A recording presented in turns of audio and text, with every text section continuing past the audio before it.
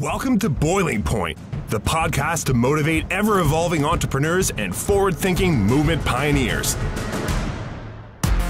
Our hosts, filmmaker Greg Hemmings and executive coach Dave Vale, are turning up the heat in the world's business communities. Our interviews with entrepreneurs, thought leaders, and movement makers are raising the temperature of inspiration. Live from the hottest studio in this quadrant of the universe, here are Dave and Greg. Well, I'm gonna start by saying, because usually Greg does, I'm gonna say welcome back to the listeners. We are with an exciting guest. I suppose back and forth to get him on. And Steve, how do we pronounce your last name? Kahan. Kahan. Okay, I was gonna go Kahan, so Kahan. I'm glad I asked. Welcome to the Boiling Point. We tend to ask our guests to introduce themselves because they generally do a much better job than we do introducing them. So may we have you introduce yourself? Would that be okay? Absolutely. So my name is Steve Kahan, and I am the author of a book called Be a Startup Superstar, which actually is a bestseller on Amazon. Wow. I've been with 6, now 7 startup companies, all of whom have successfully sold or have gone public, generating over $3.5 billion in shareholder value. Nice. I am happily married and have 2 wonderful grandchildren. Wow. And where are you right now, Steve? I'm in Sugar Land, Texas. Oh, okay. I was just looking at beautiful weather behind you, thinking somewhere seems like south. So awesome. So when people, I don't like you. One of the questions I have always is how did you get into the startup community? We hear a lot about startups. And I think there's a lot in the community that's understood, but I think people outside of that community don't really understand exactly what a startup is. And I'll just give you some context here. We all are part of, experiencing COVID-19, and in Canada, there's been some really good support for businesses, but it seems like some businesses are being missed. And I think the startup community, with the best of intentions from the government, isn't getting the support they need, because I don't think, I think they're just trying to recognize what that community needs and what that community actually is. So I got a lot packed in that, but I wonder if you could just take us back to, what a startup actually is, and, and how to be successful. And why don't we start there? Sure. So if you look at, let's start by defining a startup. Yeah. So according to the United States Small Business Administration, a startup is a company that is in the formative stages and has been in business for under a year. But to me, that actually paints a poor picture for what defines a startup. Doug Irwin, a friend of mine, chairman of a venture capital company and serial technology entrepreneur, I think he's got a far more instructive definition. He says a startup is a company that is like the last frontier for outlaws, a place where nonconformists can live, create, and sell their ideas. And in many ways, who doesn't want to be involved in that? It's a place where you get to be the rough-riding rebel running circles around the slow-moving, bureaucratic, large organizations. So in many ways, a startup, it's a mindset, it's a culture, it's a small team of crazies that is hell-bent on changing the world. Oh man, I think you're starting a movement. Is what you're doing. and you know what? That is probably the most attractive definition I have ever heard. Totally. Like the outlaw, Yes. the outlaw, the rebel, the artist, the misfits. Exactly. And I made my journey to startups early on. So much like so many of us, my parents, and in particular my father, used to tell me at an early age, he'd say, Steve, get your degree, go to work for a large corporation, you work hard, they'll take care of you, and you'll have a great career. And then he would say, of course, your mother and I would much prefer that you become a doctor or a lawyer, But short of that, getting a job at a big company would do. So that was a path I took. I graduated college. I went to work processing claims for a large organization. And I remember one day going to work about a year in, and I remember looking at my bank statement. It was down to about $50 in my bank account. And I was staring at this huge pile of claims that I was supposed to process that day, wondering how on earth would I ever get ahead. And the student loans would grab a hold of my paychecks before it ever had a chance to hit my bank account. And so on a day about a year or so in, I asked myself, how could I earn a great living and really love the work I do, as opposed to being in kind of a bureaucratic organization in a smaller pigeonhole role? And so I made a decision early on to make the leap to the startup world, in particular a technology startup.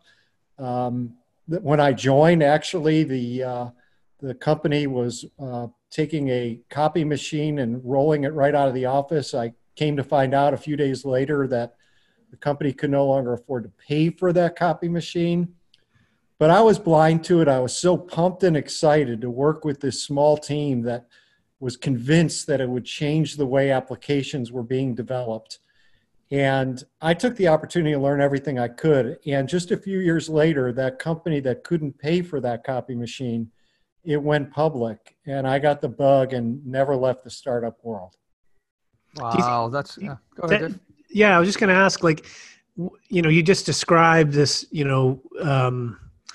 kind of mundane experience in the Fortune 500 job, and this exciting world of startup. And in the years you've been in it, do you think there's a certain personality that is more, really made for the startup world? Because there's, as you described, there's like this example, like there's so much risk involved, right? And I just don't, I just wonder, who is the kind of the perfect startup personality, or is that not even, maybe there's multiple personalities that would make up, a good startup community. Yeah, sure. There absolutely are multiple types of personality types that can work within a startup, but they tend to be people who have a DNA that is, very hardworking. These are people that are accountable. They tend to be a little bit more entrepreneurial. They oftentimes operate a little bit better with less structure. They're not necessarily dissuaded or too concerned about change because it's something that will occur rapidly and all of the time. And so there are people that get turned on by innovation and working with small teams. And so those are kind of, I guess, at a broad brush, the attributes that make someone really great to work at a startup. And those are attributes really apply across all functional areas. Switching gears a little bit to your book, The Startup Superstars, or Be a Startup Superstar. Why don't we talk about that a little bit? Because you've got 30 plus years doing this. You've got a lot to share, a lot of wisdom, probably a lot of wounds as well, and frontline stories, and you've packed it all into a book. First, question number one is: have you written a book before? And number two, what led you to today being the time to take all that experience and knowledge and share it with the world? Well, I never really set out to write a book, quite frankly. And what I have done over the years is there's a number of people that I mentor. And then, of course, I have 2 kids of my own who are now working. And so I wanted to make sure that I'm always helping them. And so the people that I mentor oftentimes would ask me, gee, have you ever written this stuff down? Because I'd love to be able to have that information. So one day, my wife and I, we traveled to Greece. We were at one of the Greek islands about 200 kilometers southeast of Athens. And I was overlooking the Aegean Sea, got up early in the morning. It was just a beautiful, beautiful morning. And I started to document some of the attitudes, the actions, the behaviors that one needs to have in order to maximize success within a startup company, as well as things like how do you go about looking for a startup? Because there's risks, there's no doubt about it. Like what separates a startup that has a good story, as many CEOs do, versus one that has both a good story as well as a really good chance for success, the criteria that I use. And so I started to document that information. I got it on a roll and started writing more on the long plane trip home. And from that time to a year later, my book was published by Wiley and Audible, which I understand is sort of rocket speed for the publishing world. So I never really started out writing a book, but a mentor of mine said that, gee, you've got a book here. You really ought to see about getting it published. So it was kind of falling into it a little bit, but that was really the reason why I wrote the book, was really to help people. I love it. Yeah, it's wonderful. And I'm on the book site right now, and I'm excited to get the audiobook of this as well. People can check it out at... Is it you reading it, Steve?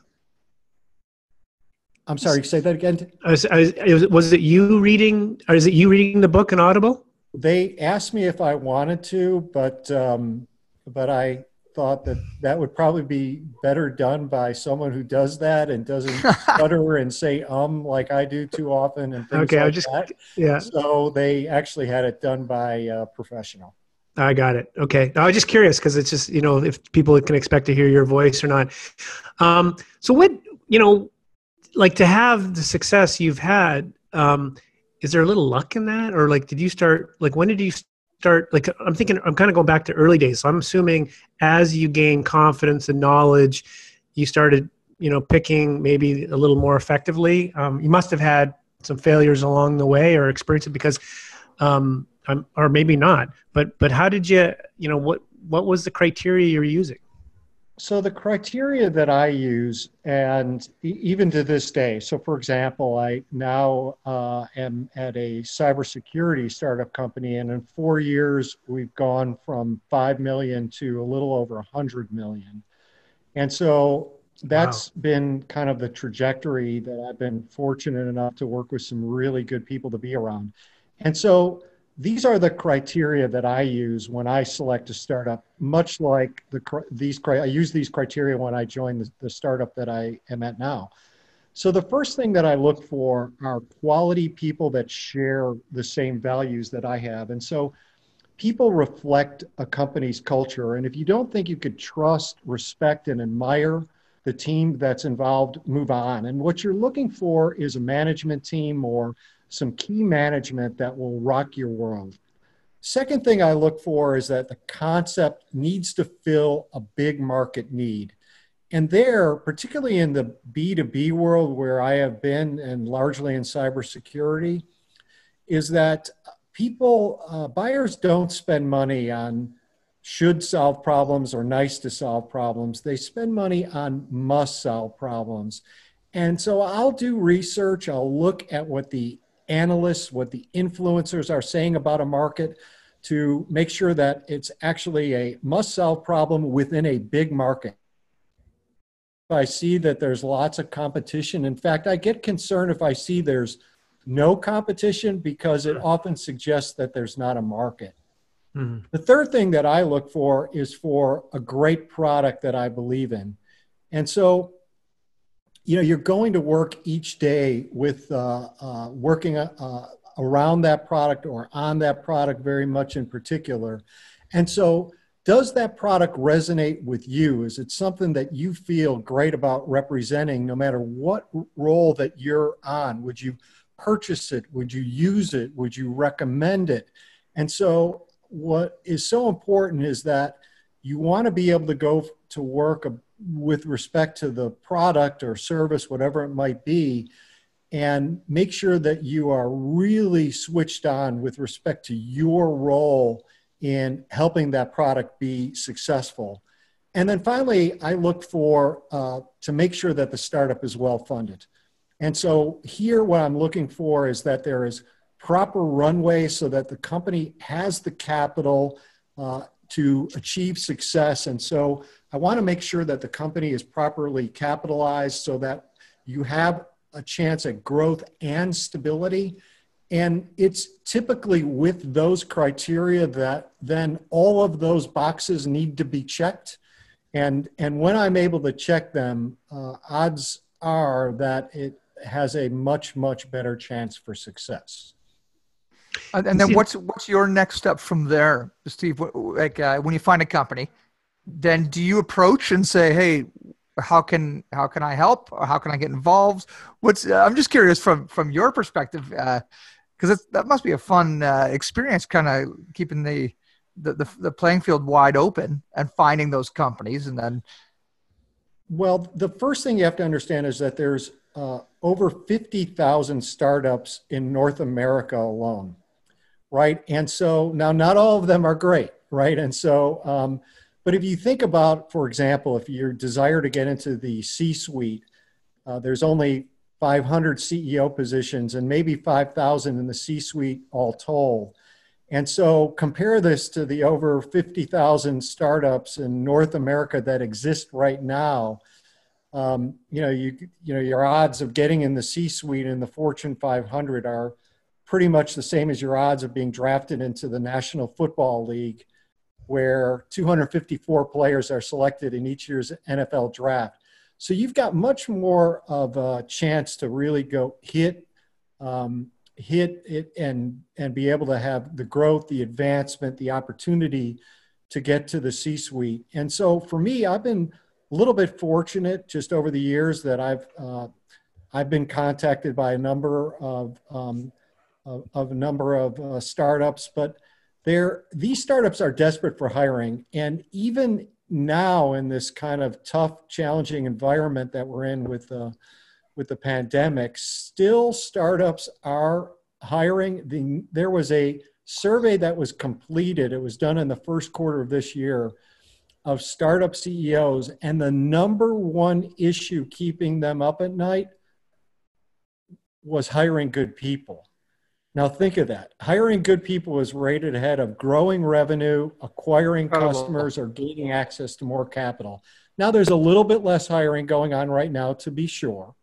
But that hopefully will be a temporary thing. And so there's tremendous opportunities at startups, and there's many of them.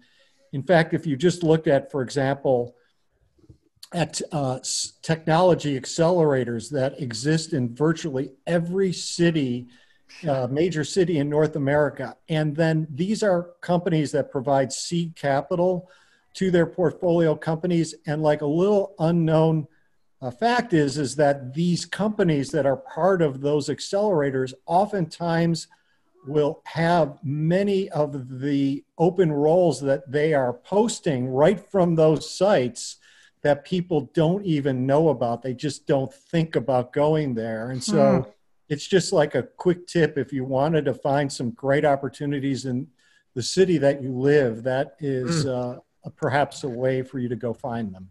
Yeah, I was going to say, what a hopeful reality that is. That message that it's a bigger challenge to find qualified, kick-ass team members than focusing on other things, and that really shows an incredible truth about what's truly important. You're not going to see incredible scale without an amazing team. So I fully get that. Another thing that I've recognized about you in the little bit of research is you've got a passion for helping young people coming out of college or what have you make a more informed decision about a career, kind of similar to the experience that you had when your parents wanted you to be a doctor, or lawyer, or third best, work for a big company.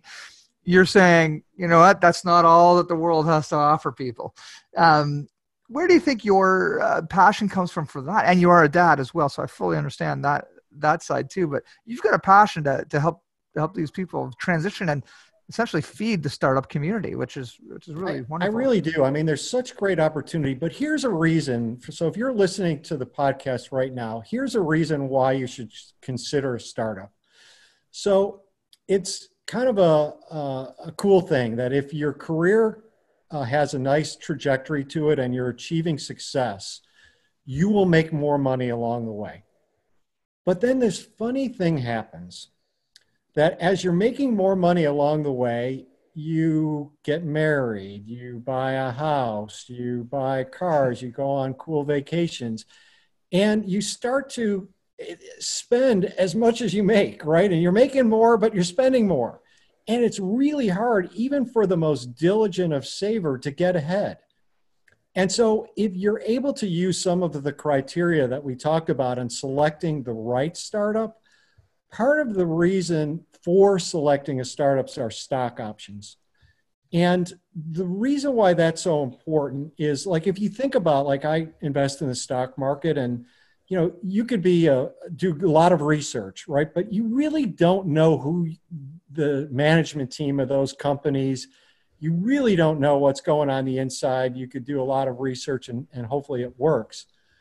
But I've always been a big believer on betting on myself and the team that I work with. And it's through those stock options, if you pick the right companies, that you could also gain financial separation should that company achieve a good exit. And if that's something, it's not the only reason to work financial, to be sure. But if that is one of the things that is important to you, I highly recommend startups. If for no other reason, it gives you that shot, that chance at financial separation.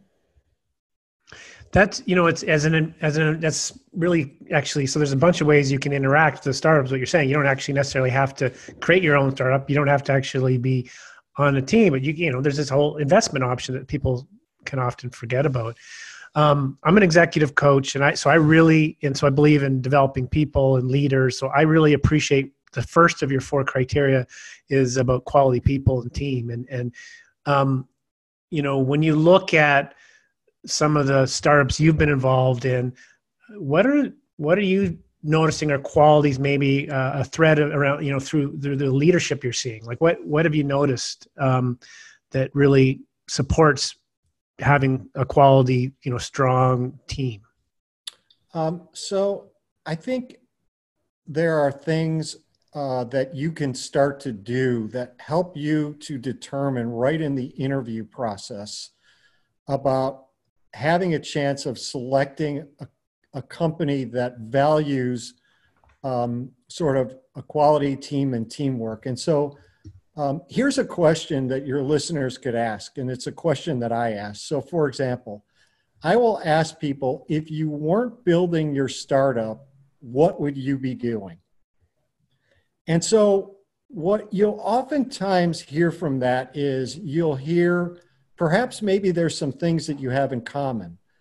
Maybe you'll hear a little bit about if the people that you're interviewing with value sort of kind of work-life harmony, or maybe you're interviewing with someone who is a micromanager, workaholic, and, you know, overly demanding, right? And so it's questions like that, or who are your investors and why did you choose them? Or what do you love about your team and why are you the ones to solve the problem?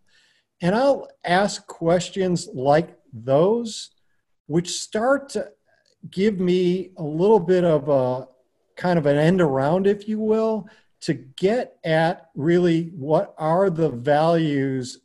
It's because it's not the values necessarily that are pinned up on the wall on some sort of mission statement or on their website. I mean, certainly that could be an important piece, but it's really getting underneath that layer, going a sort of double clicking down to find out who are the people really. And I'll ask questions like that, which will help me to kind of get the answers I'm looking for. And you'll be amazed if you ask those questions, what you'll typically get. Is that your dog in your house, Steve? That would be my 110-pound German Shepherd Awesome. That my wife is escorting into the garage. Great. Hey, so, well, what about, I mean, and how does humility play in? Because we're talking to you, we're just getting to know each other through this. And I don't know about you, Greg, but I'm picking up on, the success you've had, a best-selling book on Amazon. Just something that strikes me about you is humility and authenticity. And it's, are those things you look for in the leaders and companies that, you feel are going to be a good startup? 100%. Right. And so I think humility is just huge. And one of the most successful people that I've ever worked with and worked for is probably worth $200 million, right? And so while we have had success together at a couple of companies, he's had success at probably 3 or 4 and has some big outcomes. But if you met him, he would be wearing the same old junky stuff I am. He's not trying to, impress you. He's not trying to take credit for everything that's ever been done in a very successful career. It's more about spreading the credit. It's about saying thank you, which oftentimes is in short supply in the business world these days, which is just so important. Mm-hmm. And we've had cultures, for example, when we work together where it's like, thank you and please is just like, if you didn't say it, you would stick out, right? And so to me, what I found is if you give the credit and you spread it around on a constant basis, it comes back to you tenfold.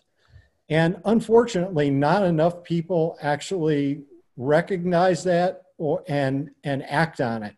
I wish there were more, quite frankly. Mm-hmm.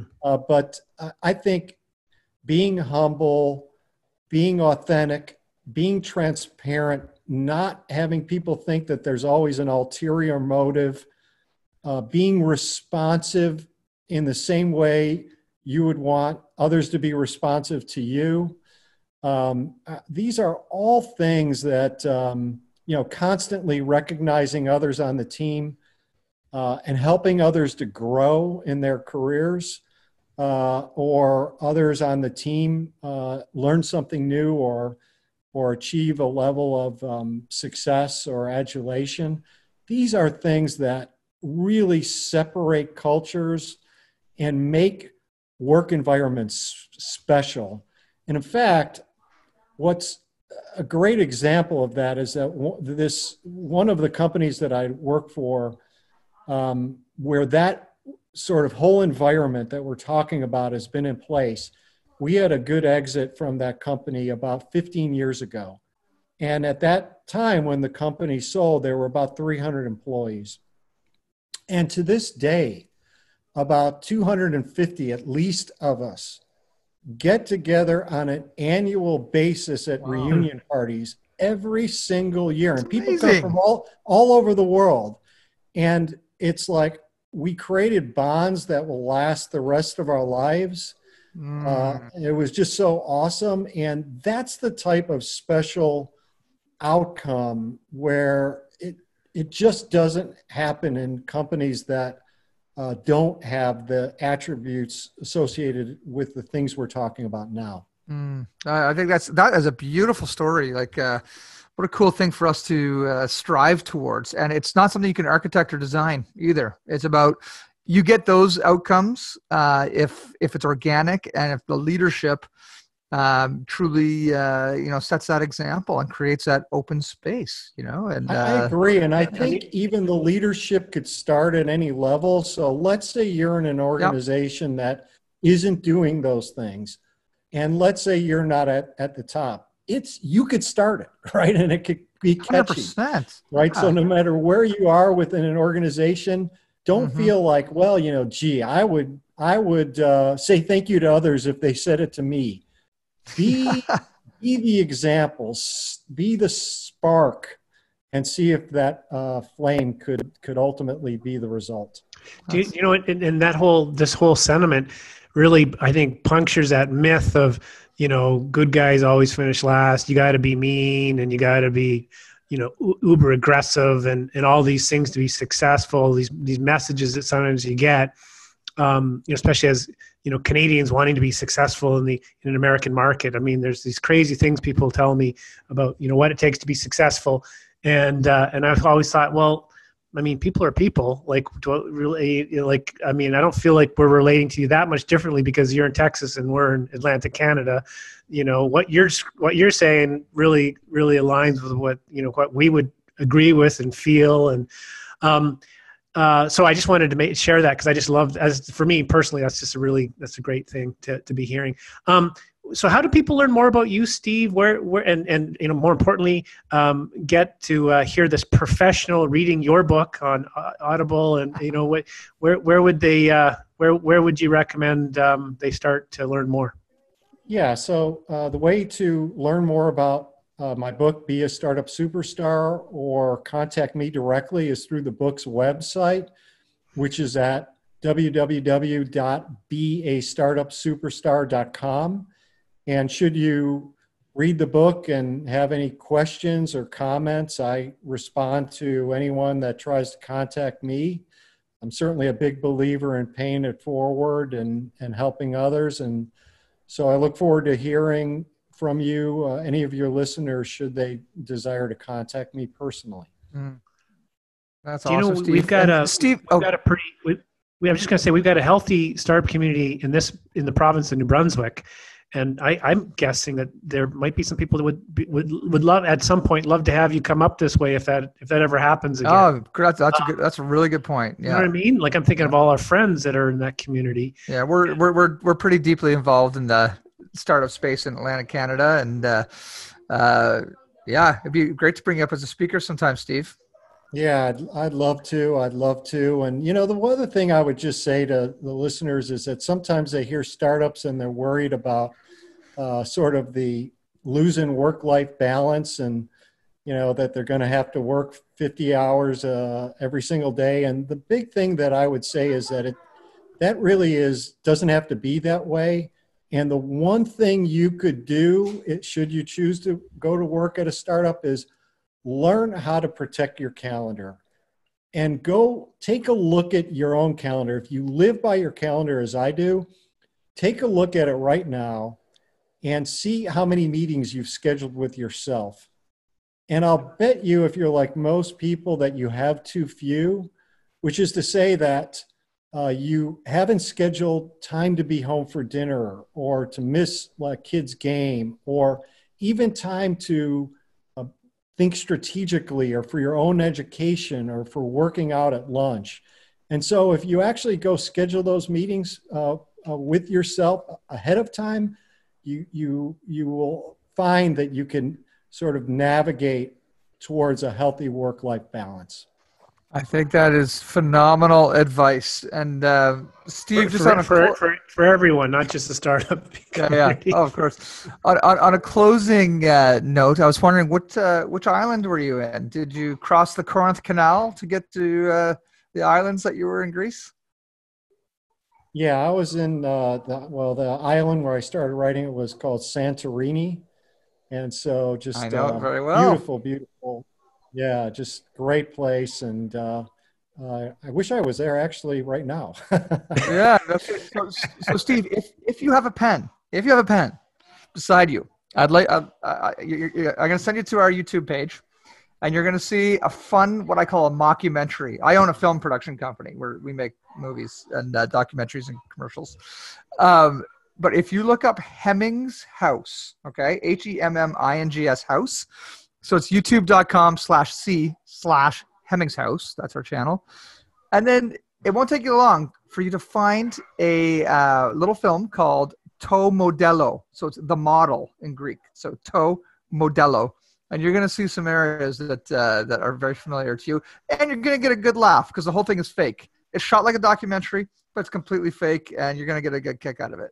Well, I do have my pen, as you can see, and and I will go take a look at it. I took a bunch of students to Greece to teach them how to make films, and we made this one up on the spot. And I look forward to hearing your comments on it. Awesome. Cool. Steve, thank you so much for coming on today. And we look forward to following everything that you're doing, and stoked to read the book and listen to the book and and hopefully get you up here and we'll take you out on a lobster boat. Sounds great to me. Awesome. That's what Thanks, we do Steve. on the East Coast of Canada. All right. See you, Yeah. Steve.